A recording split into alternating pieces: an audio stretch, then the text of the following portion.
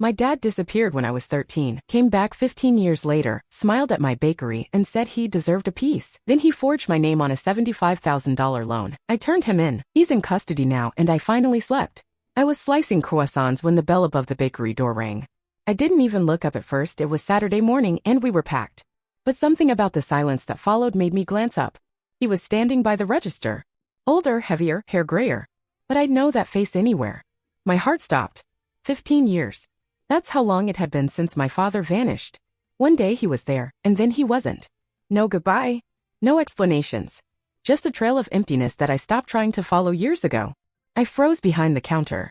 The rolling pin slipped from my flour-covered hands and hit the floor with a soft thud. He smiled. Like he was proud. Like he had every right to be there. "You've really made something of yourself," he said, glancing around the shop. "This place, it's beautiful." I couldn't speak. Couldn't move. My brain was scrambling to make sense of it. Of him. I built this bakery with my own 2 hands. Late nights. Empty bank accounts. Burnt batches.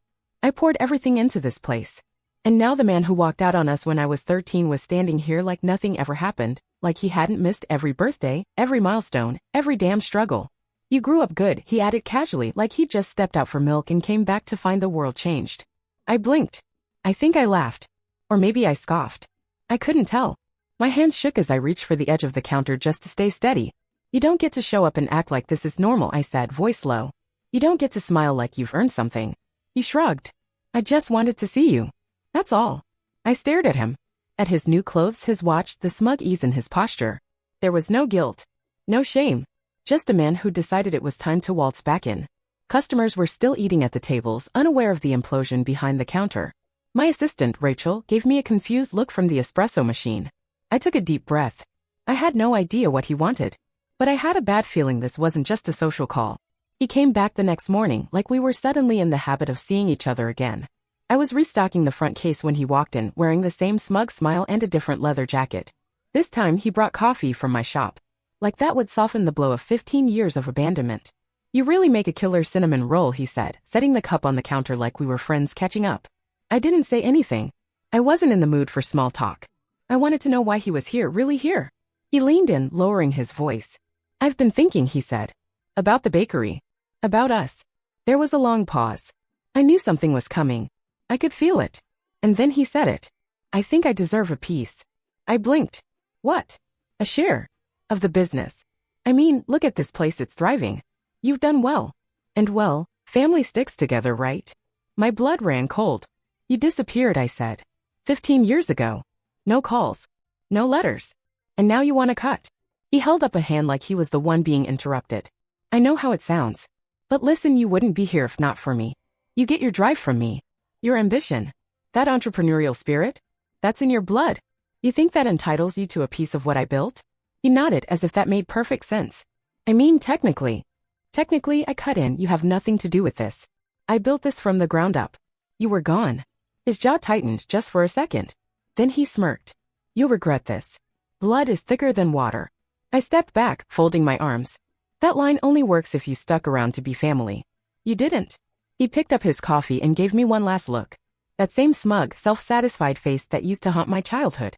"Think about it," he said. "It's still early. No need to make this messy." Then he left. And I stood there, hands clenched behind the counter, knowing deep in my gut, this was going to get messy whether I wanted it to or not. I closed the shop early that day. I couldn't think straight. Couldn't focus. Every time I tried to knead dough or fold pastry, his voice came back. That smug tone. The gall of him showing up after all these years and acting like I owed him something. I drove straight to my mom's house. She was in the garden, trimming back her roses like she always did when something was on her mind. She looked up when I pulled into the driveway, a little surprised, a little nervous. "I take it you've seen him," she said before I even got out of the car. I stopped in my tracks. "You knew." She set the shears down and wiped her hands on her jeans. "He called me a few days ago. Said he was coming back. I didn't think he'd actually go through with it." I stared at her, the words tangling in my chest. "Why didn't you tell me?" She sighed.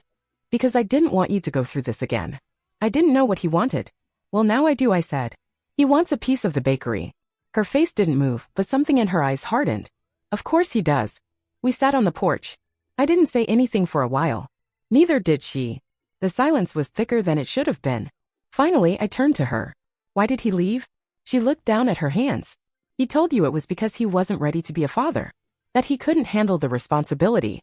I nodded slowly. That was what I believed my entire life. It wasn't the full story, she said quietly. There were people. He got involved in something years ago. I didn't know until it was too late. What kind of something? Illegal. Dangerous. He owed money to men you don't cross. He didn't leave because he didn't love you.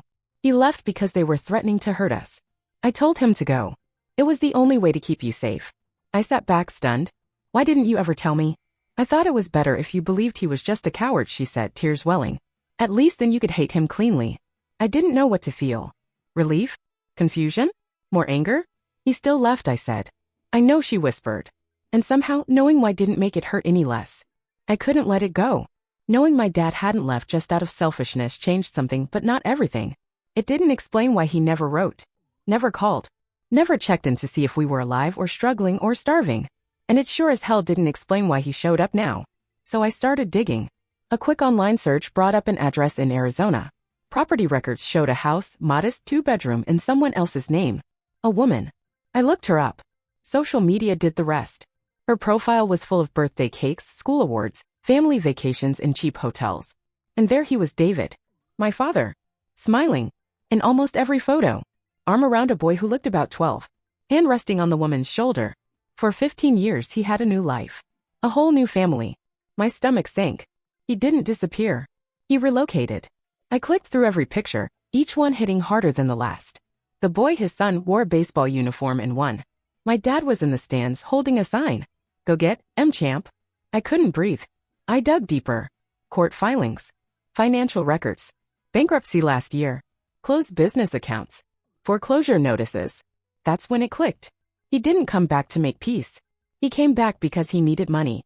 He saw my bakery, maybe through Facebook or a family friend, and figured I'd made it. Figured I was soft enough to fall for some story about family and pride. The whole dangerous men angle, the claim he left to protect us, maybe it had been true once. But that didn't give him the right to live a new life while we were scraping by, pretending we didn't miss him. My mom worked 2 jobs for years. I went to prom in a dress I bought secondhand. We clipped coupons while he coached Little League in Arizona. I sat on the floor of my living room with the evidence spread around me, screenshots, court documents, old social media posts, and realized something I hadn't let myself say out loud yet. He chose them. He chose a new life, and when that life started falling apart, he came crawling back. I wasn't the backup plan. I was the bank. And now I knew exactly who I was dealing with. I drove back to my mother's house without calling first. She opened the door with a soft smile like she already knew why I was there. I didn't even wait to sit down. He started a new family, I said. In Arizona. He has a wife. A son. Been there for years. Her face barely changed, just a flicker in her eyes. You knew. She took a slow breath. I suspected. I stood in the middle of her living room, arms crossed, heart pounding like I was back in high school after a fight. Why didn't you tell me? Because I didn't have proof. And because I didn't want you to carry more anger than you already did. I shook my head. That's not your decision to make. She nodded. Maybe not. But you were a teenager. And I was trying to protect what little peace we had left. I dropped onto the edge of the couch, staring at the floor. He coached Little League. Took family photos. Birthday parties.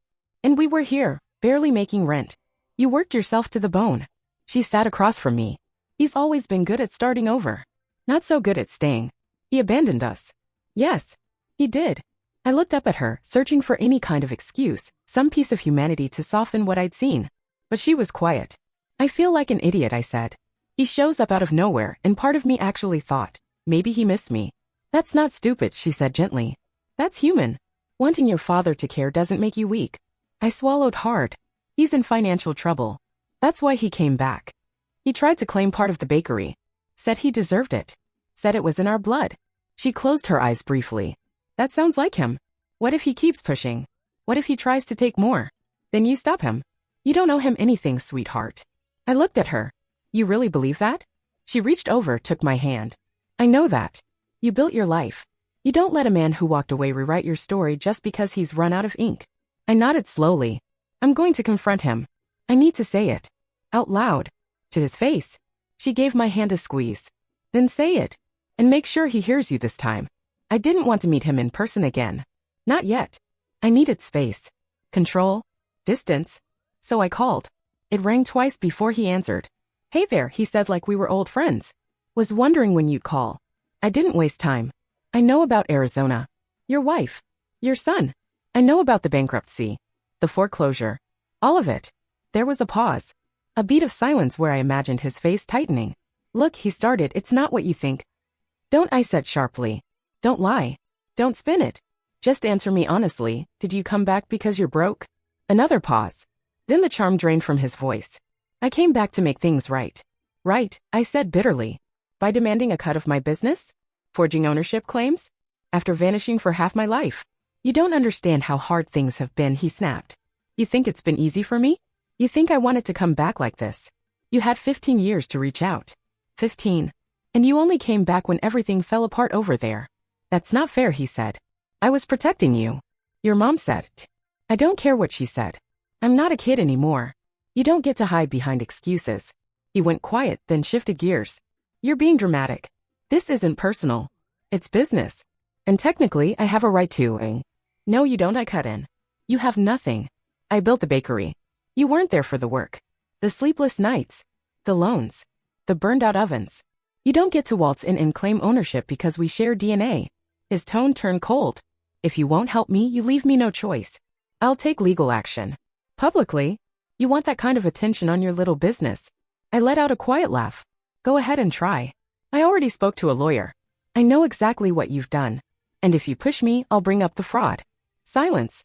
I suggest you think very carefully about your next move, I added. He didn't respond. So I hung up.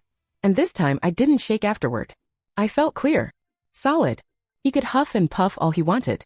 But he wasn't blowing anything down. It started with a strange call from my bank. Hi, this is Rachel from the Small Business Loan Department. We just wanted to verify some changes to your ownership paperwork before proceeding with the application. What application? I asked. There was a pause. The one submitted last week. For a $75,000 line of credit under your bakery's name. Co-signed by David Holloway. I froze. I hadn't applied for any loan. And I sure as hell hadn't listed him as a co-signer. I told the woman I'd look into it and hung up. My hands were shaking as I opened my email and checked every folder, every message. Nothing from the bank. Nothing from me. But I found it in the junk folder, an email confirmation, auto-forwarded from a generic Gmail account. A forged application. A scanned signature that looked like mine, but wasn't. He had used my name. My business.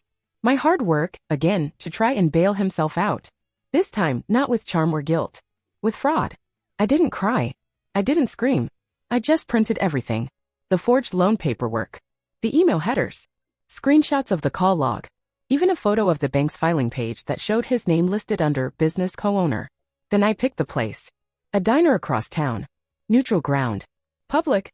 He couldn't lie his way out of this without someone watching. When he walked in, I was already seated with a manila envelope on the table. He gave me that same old grin, the one that used to mean, trust me. Now it just made me sick.